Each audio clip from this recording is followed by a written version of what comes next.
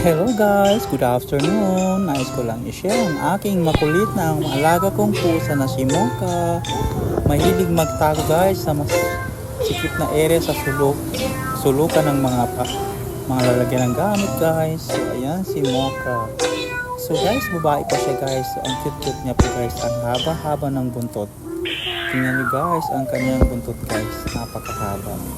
Kaya don't forget to like and follow. Thank you for watching guys. Bye!